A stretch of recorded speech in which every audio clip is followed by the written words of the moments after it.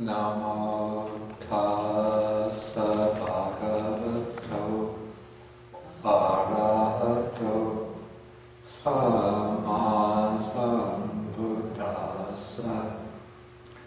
Namo tassa bhagavato arahato samma sambuddhassa. Namo tassa bhagavato arahato samma sambuddhassa.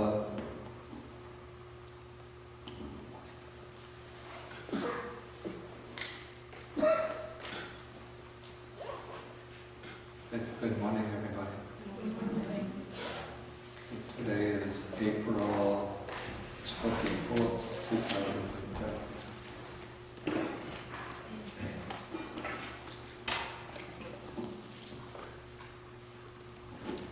Okay, we've been doing studying Sutta number 22 in the Majjhima Nikaya. This is the Alagadupama Sutta, the simile of the snake. And so far we've completed 2 classes on the sutta. And in the last class I did the presentation of the standard, what was the argument or logical proof, you could say, of the teaching of anatta or non-self.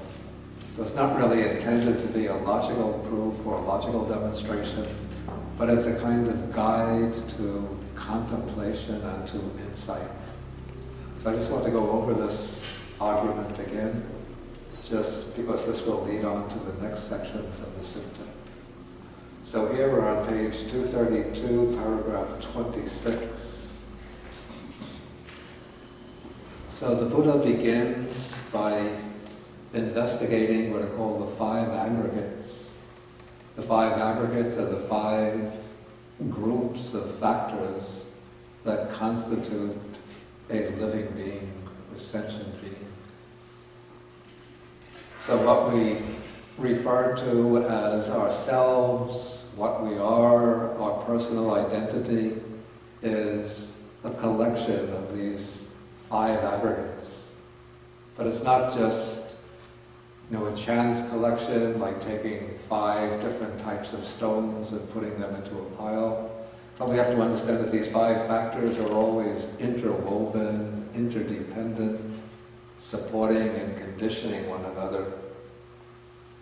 And because they're interwoven so closely, we habitually, through beginningless time, we grasp upon this collection of factors as being a real self, a real I, a truly existing personal I.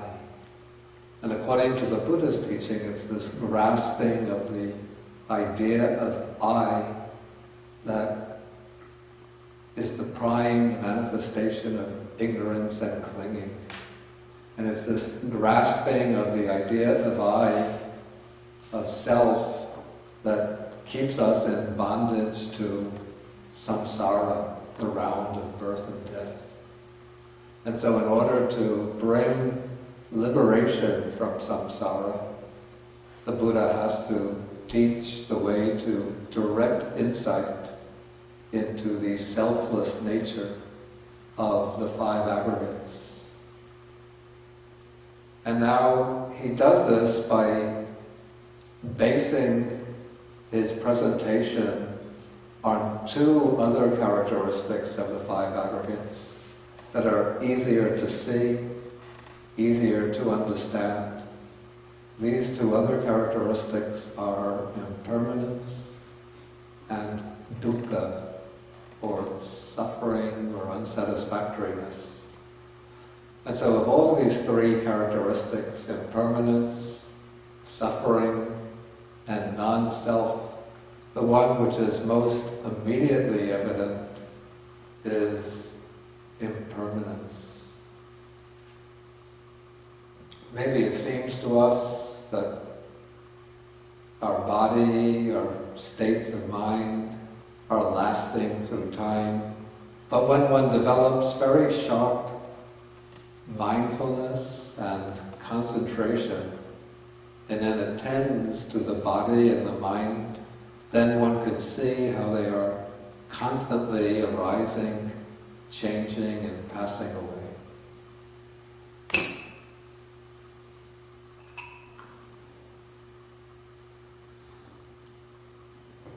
And so the Buddha starts with the first aggregate, which is called the aggregate of material form. This is physical form, or the body, the substance, the factor that makes up the body. And then he asked the monks, what do you think? Is material form permanent or impermanent? Then the monks answer, it's impermanent. Okay, not only in the sense that the body grows old and dies, that is, you could say that's the gross aspect of impermanence. But the subtle aspect of impermanence is that the form of the body, it's always changing. So even as I hold my hand out here, if I really pay close attention to the hand, I can feel within the hand always changing sensations. Those changing sensations indicate that the material substance of the hand is always changing. So we know from, even this is supported by modern biology, if we look into the nature of the body, we see the body is made up of little cells, and then the little cells are made up of a kind of substance, cytoplasm, it's like a protoplasm, and different types. There's a nucleus, cytoplasm, and if we look at it through a high-powered microscope, we see always it's a beehive of activity. Even when we're sound asleep, not aware of anything in the world, but billions of processes are going on in every cell in the body. So things are coming into being, say the protoplasm, it's being produced, other protoplasm is being destroyed and cleared out. Okay, so everything in form is impermanent. Then the Buddha asks us, what is impermanent? It's better in the Pali, dukkha or sukha. It doesn't really mean is it suffering or happiness in the usual sense, but is it, you could say, is it unpleasurable or pleasurable? And if one looks into the nature of impermanence, we see that things that are always changing, passing away, perishing, they're not really a basis for security, for happiness, for well-being. Things are always undependable. Like one day you could be in the peak of health, happy, joyful, vigorous. Then you get a little itching in the throat, and at night you feel a fever coming on. And the next day you're lying in bed, oh, miserable.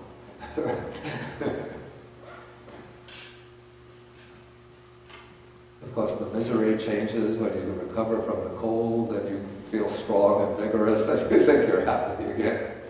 But eventually everything in this bodily existence ends in old age, gray hair, wrinkled skin, poor memory, feeble faculties, going blind, difficult hearing, and then eventual death. So it's ever impermanent. If we really look at it closely, we find even when we're in the peak of health, high point of vitality, but even that strength and vigor and pleasure that we're experiencing, it's casting a shadow of suffering. And so that suffering, it's like the shadow always ready to catch up with us. And so therefore it's unsatisfactory or dukkha. So material form is impermanent, it's unsatisfactory. unsatisfactory, and then it's constantly undergoing change. And so then the Buddha says, is this fit to be regarded thus? This is mine, this I am, this is myself. So if this body is always changing, unsatisfactory, and bound to be given up, to be relinquished, can we say this is myself? And here maybe in the Western or the Western way of thinking, we could say, yeah, this is myself. But against the background of the Indian way of thinking, what is called the self, the atta in Pali, the atma in Sanskrit, this is always assumed to be something which is permanent, which exists forever, and which is in perfect command of itself.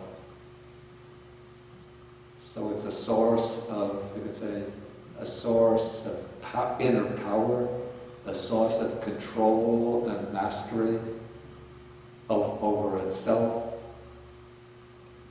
and capable of lasting forever. And so if this body, material form, changes, we can't command it and master it to our liking, and if it eventually just breaks down and passes away, we can't say, it's mine, it's I, it's myself. So the monks say, no, Venerable Sir. Okay, then the Buddha raises the same questions about feeling. So what is feeling? We have three kinds of feelings: pleasant feeling, painful feeling, and neutral feeling, the feeling that's not pleasant, not painful.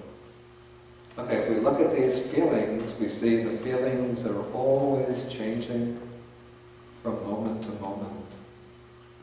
Like even if one is in a state of happiness, pleasant feeling, one looks into the mind and one sees that it's not just one feeling that's lasting, but it's different thoughts arising, and each thought is accompanied by its own momentary pleasant feeling.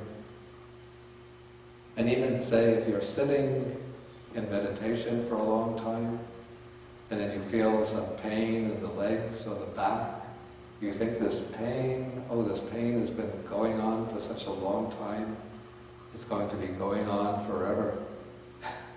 But if you pay attention to the pain and just turn it from an annoyance into an object of observation, you see that what you call this oppressive pain is actually a sequence or series of moments of pain. One moment the pain might be really sharp. Next moment it will be dull, a little dull and oppressive. The next moment it will be rising and falling very quickly. The next moment it will be sort of extending with some degree of continuity. Then it might subside, rise again, until when you really look very, very closely at the pain, it's a little bit like a series of radio waves or light waves just flashing into being and flashing out of being. So the feeling, it's impermanent, always changing, whether pleasure or pain. And then again, because the feeling is always changing, it's unsatisfactory. So even the pleasant feelings, the joyful feelings, because they change, we have no command over them. We can't say, let me be pleasure, let me enjoy pleasure forever, let me always be happy. And so even the pleasure is unsatisfactory. Okay, since the feelings are impermanent, connected to suffering, and subject to change, again, they lack the permanence, the self-mastery, the continuous happiness that's to be expected of a self, of an Atma. And so the feelings too, we say, not mine, not I, not myself. And similarly, perceptions are always changing. Sometimes I'm seeing an object with the eye, sometimes I'm hearing sounds, sometimes I'm smelling an odor, tasting maybe some snack or food, feeling sensations with the body, thinking thoughts with the mind. So all of this is changing the perceptions. So perceptions are impermanent. I can't always have pleasant perceptions. Sometimes there will come disagreeable perceptions. I meet people I dislike. I get into traffic jams if I'm driving. I miss my train or my plane or my bus, and my mind is upset. Okay, so I experience things that I dislike, and so the perceptions are bound up with suffering. So the perceptions, not mine, not I, not myself. Then the fourth group of factors is called the sankharas, the volitional activities. Acts of will, acts of desire, planning, projecting, willing, acting, constructing, building, doing, making. All of these volitional activities arise and fall away. So in the morning I'm planning what I'm going to have for breakfast. When I'm eating breakfast, I'm thinking, what am I going to have for lunch? When I finish the lunch, then I think, what am I going to have for a snack or for a drink in the afternoon or evening?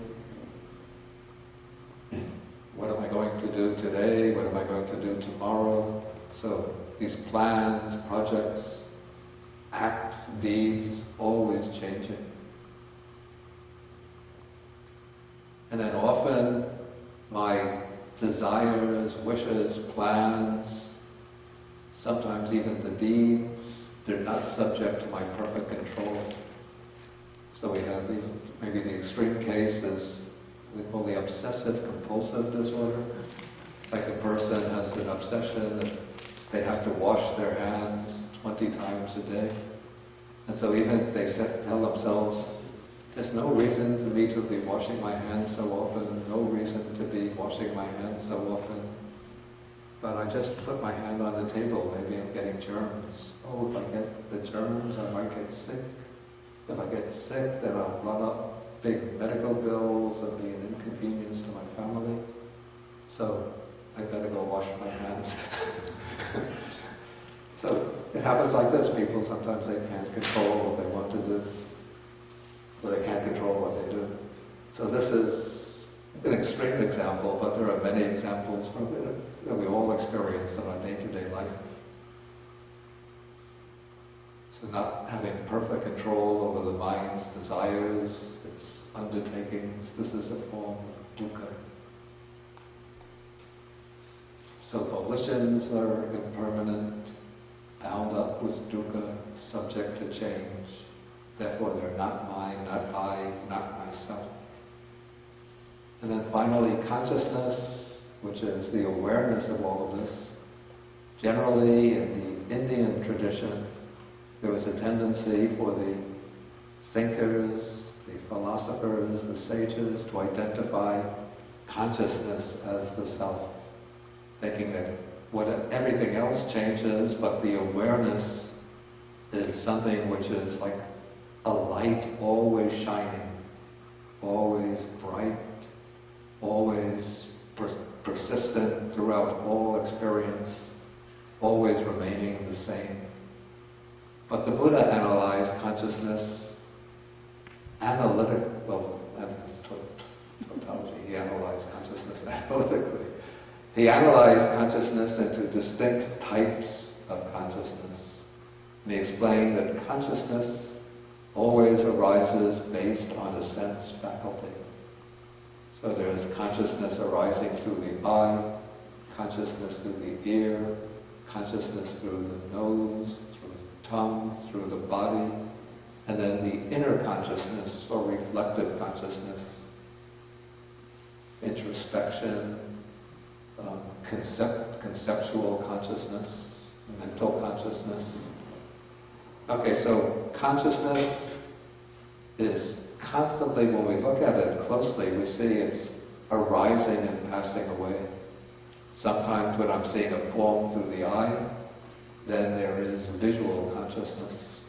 When I hear sounds, that's auditory or hearing consciousness, and so on. So the consciousness, it's arising and passing, always changing.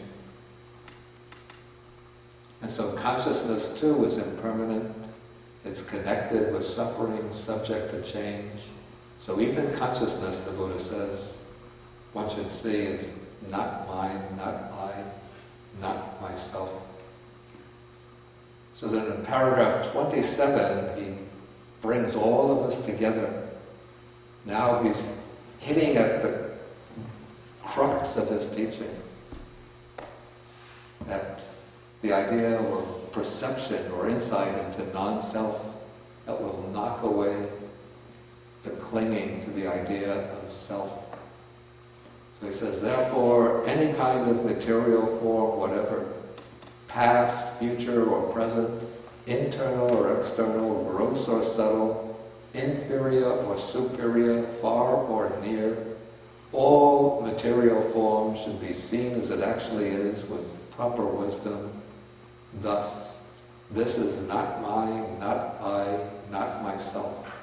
The same with feeling, the same with perception, the same with the mental formations, the same with consciousness. All should be seen with penetrating wisdom as not mine, not I, not myself. And so this isn't just a theory about non-self, but it's actual insight. And it's insight which serves the practical purpose. The purpose is to knock away this clinging or grasping of things, especially the five aggregates, as being mine. This is mine. As being what I am. Instead one sees, this I am not. I'm not the body, not the feelings, not the perceptions, not the volitions, not even the consciousness. And this is not myself.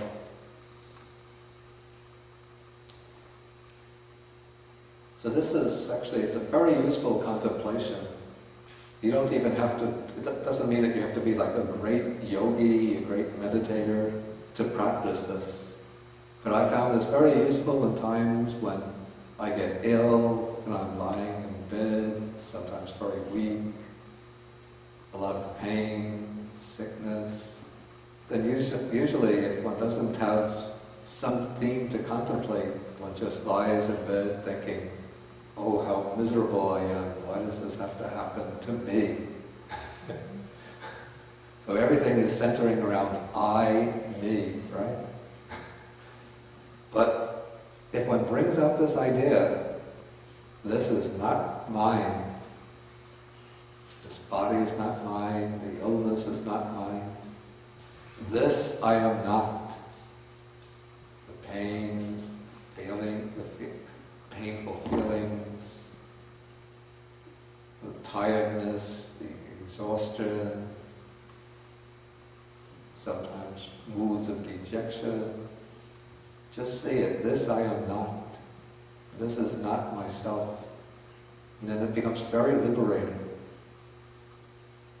Not necessarily in the sense that you gain full enlightenment and permanent liberation, but you can just endure difficult conditions in life.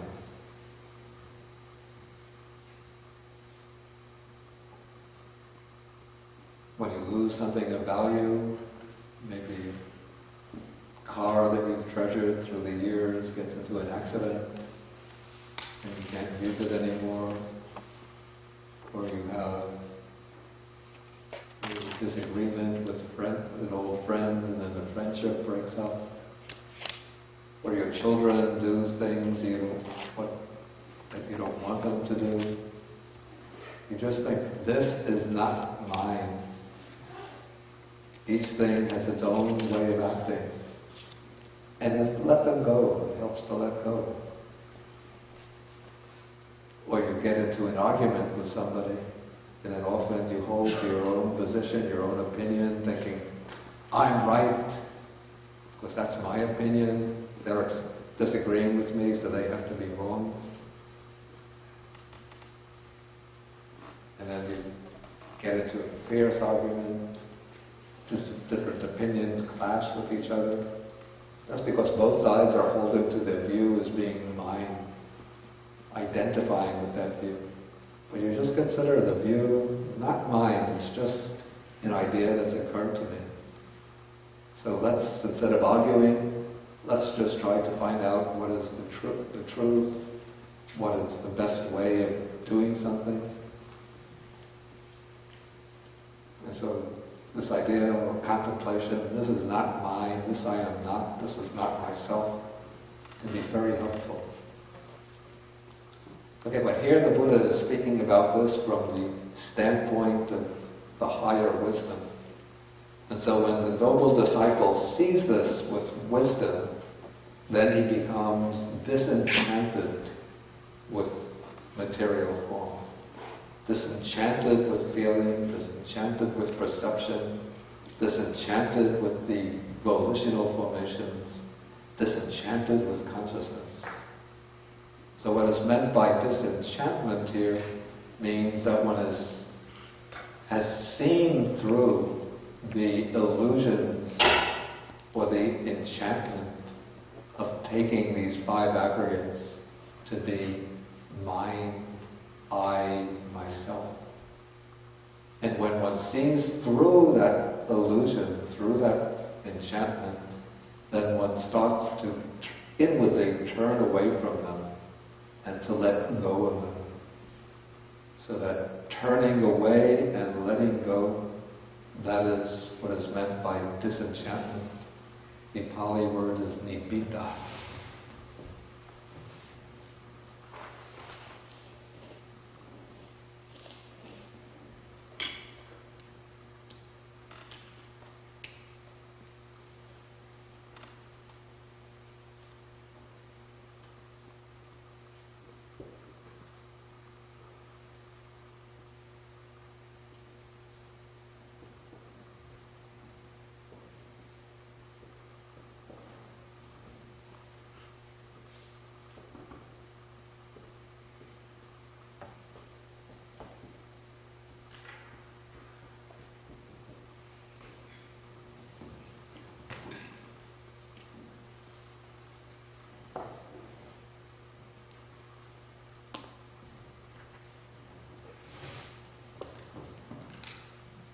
Okay, then as one goes on seeing again and again into the impermanent, unsatisfactory, selfless nature of the five aggregates, one goes on letting go, letting go, letting go, over and over, at deeper and deeper levels, until there comes an occasion when the attachment to the five aggregates, the clinging to them, is completely broken. Completely overthrown, overturned. And that is what is called, or translated here, dispassion, viraga. Raga literally means the color when something is dyed. The color, it's raga, gives the coloration to a piece of fabric. Then when the color is completely removed from the fabric, that is viraga.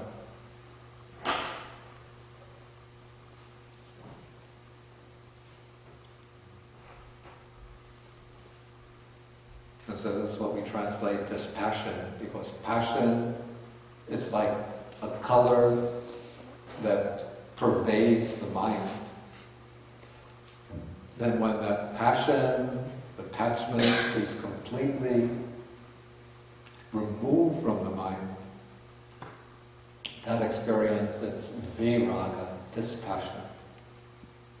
And with the ending of passion or attachment, the mind reaches vimukti. It's liberation. So this is, when we use the word liberation, it actually means liberation from clinging. Or we could say liberation from the three asanas, the three taints, or the three toxins, the three poisonous streams. What are these three poisonous streams?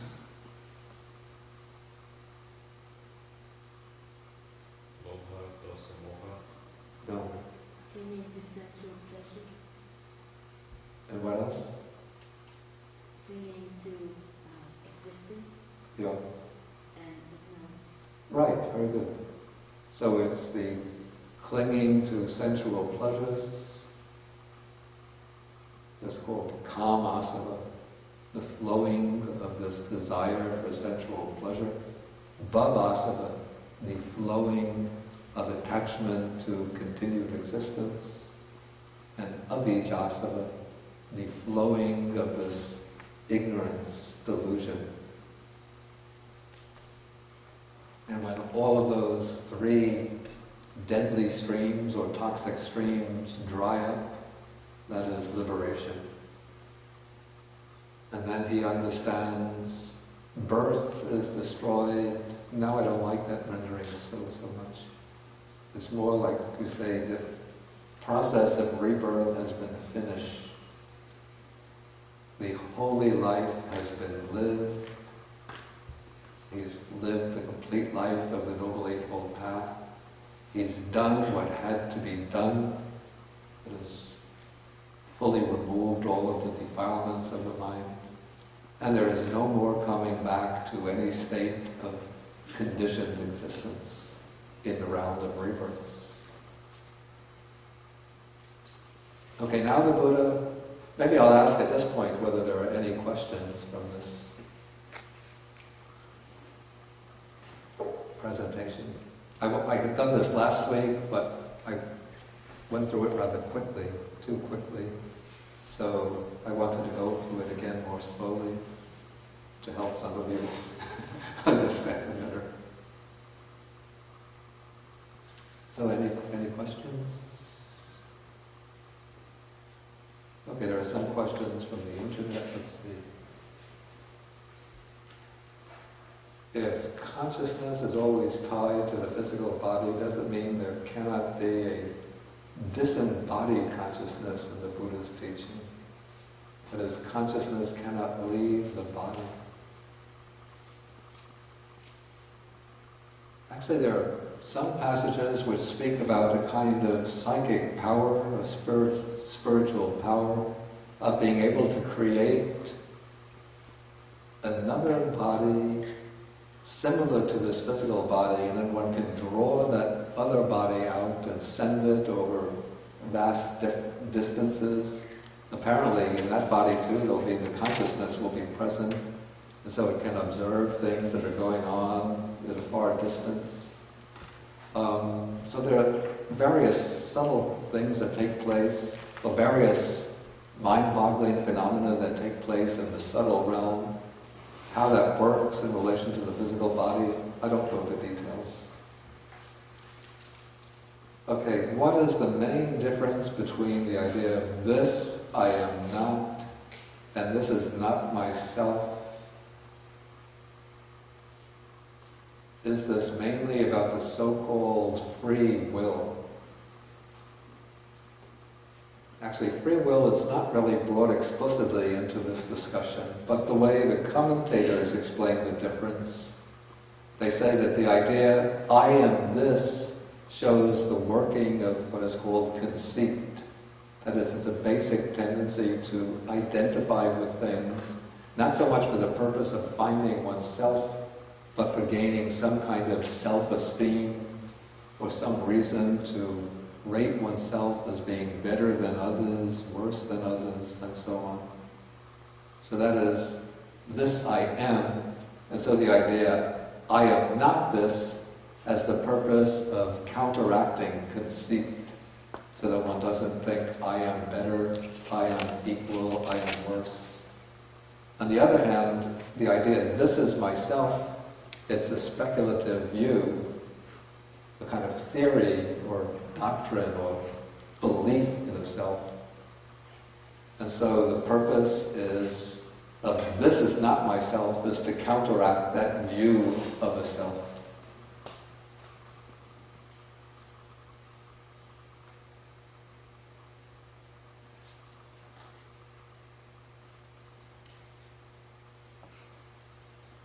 Okay, does liberation of the mind also mean that the mind is detached and removed from the 5 external senses connected to the physical body, as in the jhana states?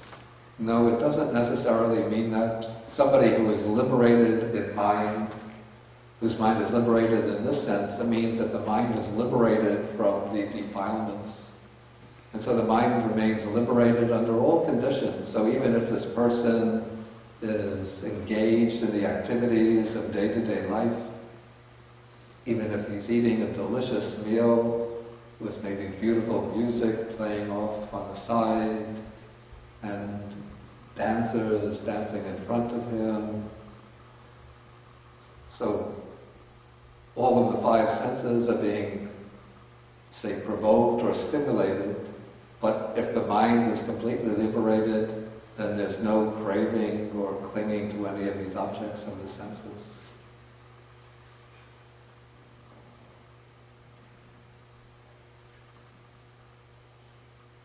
Okay, I'll skip there's one more question, it's a little bit tangential, because I want to come back and then finish the sutta today.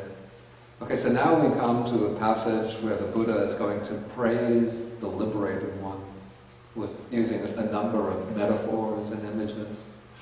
So he says, this bhikkhu, this monk, is called one whose crossbar has been lifted, whose trench has been filled in, whose pillar has been uprooted, one who has no bolt, a noble one whose banner is lowered, whose burden is lowered, who is unfettered.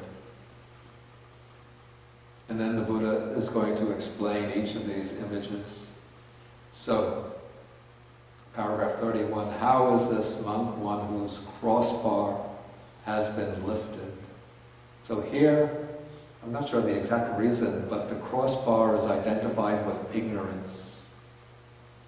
I guess in houses where they want to prevent people from breaking in, they put a bar across the door. So that bar, it's compared to ignorance. And so one who has lifted the crossbar is one who has abandoned ignorance, cut it off at the root, made it like a palm stump, done away with it so that it cannot arise again in the future. That is how the monk is one whose crossbar has been lifted. Okay, how is the monk one whose trench has been filled in? Okay, the trench is compared now to the round of rebirths, that is samsara. And so the monk is one who has abandoned the round of rebirths, again, cut it off at the root and so on, so that it is no longer subject to future arising. Okay, how is he one whose pillar has been uprooted? Here the pillar is a metaphor for craving. So the answer is that the monk is one who has abandoned craving, cut it off at the root, and so on. How is the monk one who has no bolt? The bolt is the little latch that locks the door. Here the monk has abandoned the 5 lower fetters, cut them off at the root, and so on, so they are no longer subject to future arising. Does anybody remember what the 5 lower fetters are?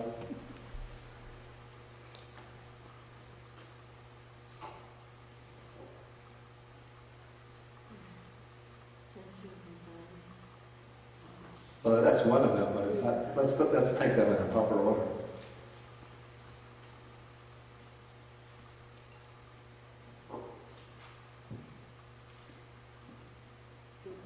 Some of you are veterans, you should be able. I'll give it a shot. Personality view, Yeah, go. doubt, Good.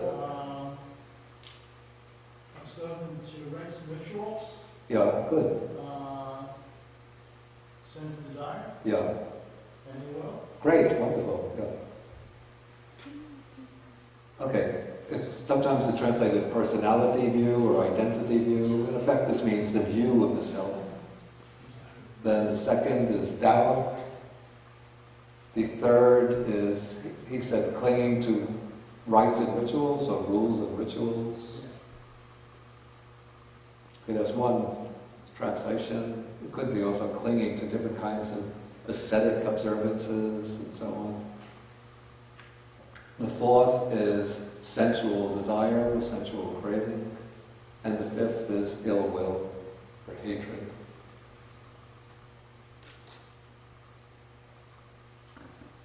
Okay, so that is the bolt. How is the bhikkhu a noble one whose banner is lowered, burden is lowered, who is unfettered?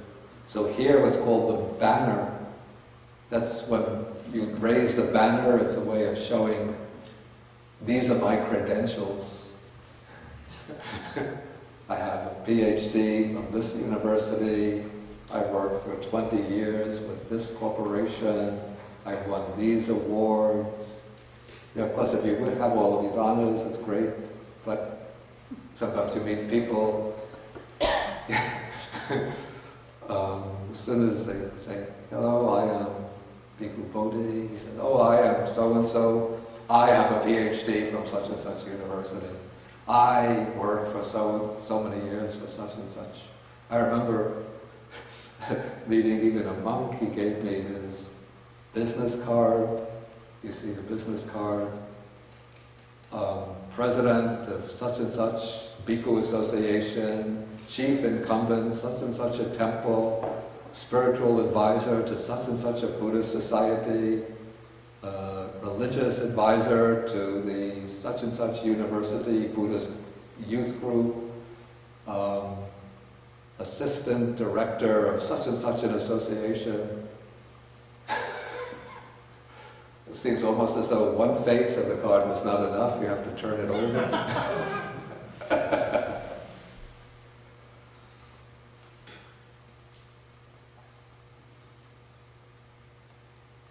Okay, so the banner, it's the symbol for conceit, the conceit I am. And so one who has lowered the banner is one who has abandoned the conceit I am, cut it off at the root, and so on. Okay, so now the Buddha has finished describing this liberated one, the Arahat. Okay, now we come to a few difficult passages in this sutta. The Buddha, beginning paragraph 36, when the gods, together with Indra, with Brahma, and with Prajapati, these are the Vedic deities, seek a monk who is thus liberated in mind, they do not find, and these words are put in brackets, I think I just added them to help the sentence, anything of which they could say, let's just keep that out, they do not find the consciousness of one thus gone is supported by this. Why is that? One thus gone is untraceable here and now. Now the expression that's rendered here, one thus gone, in Pali, it's Tathagata.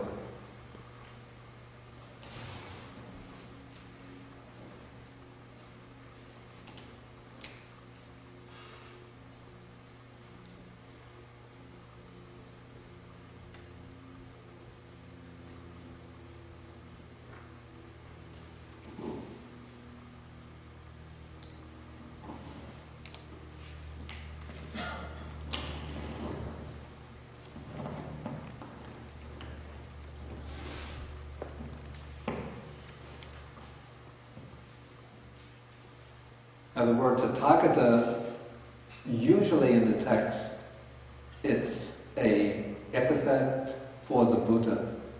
So the Buddha, when he speaks about himself, he refers to himself as the Tathagata. And it means literally one who has gone, one who has thus gone, sometimes rendered, one who has gone to thusness, or one who has gone to the truth, one who has realized the truth. But in this passage, the Buddha is not restricting the word Tathagata to a fully enlightened Buddha, but to anyone who is completely liberated, to any Arhat. And so he says that even the gods, sometimes they seek to understand the mind of the human being. But when they seek to understand the mind of the Arhat, they don't find that mind or consciousness being supported by anything, in the sense of having any point of attachment, anything that's holding the mind down. So the mind of a liberated one, we could say metaphorically, it's like the sky. Sometimes even, I think it's the Dhammapada, speaks about just as the birds fly across the sky without leaving any track in the sky. And so mental events will take place in the mind of a Arhat or Buddha. They don't leave any traces or tracks. And then sometimes in the suttas we find Mara. Mara is the evil one, like the devil. But he's not really evil like the Christian Satan who wants to drag people to hell. But Mara just wants to keep people bound by attachment to the realm of sensual enjoyment. And so sometimes Mara goes looking for the mind of an Arhat, and he searches and searches, but can't find anything, because there's no point of attachment there.